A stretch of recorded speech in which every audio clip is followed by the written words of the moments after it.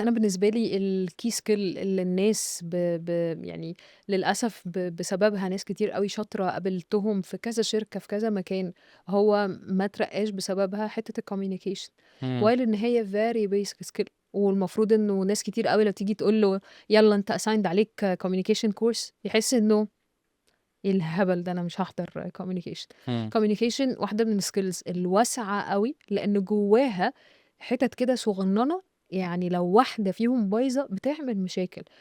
هل أنت بتعرف تcommunicate وتقول أفكارك كويس؟ هل أنت بتعرف لمّا تفكّر في فكرة والفكرة دي حلوة أوي في دماغك، بتقولها وتطلّعها حلوة وتعرضها بشكل كويس زي ما هي حلوة في دماغك والّا لأ؟ بالضبط. هل أنت بتعرف تتقبّل آراء الآخرين والّا لأ؟ هل أنت بتعرف تتحكّم في الreactions بتاعة وشّك والّا لأ؟ إمم. فهل أنت مثلًا لو مش عاجبك حاجة معيّنة في meeting ومعانا senior management فأنت قاعد وفضحت مديرك بقلبة وشّك، دي تعلّم عليك X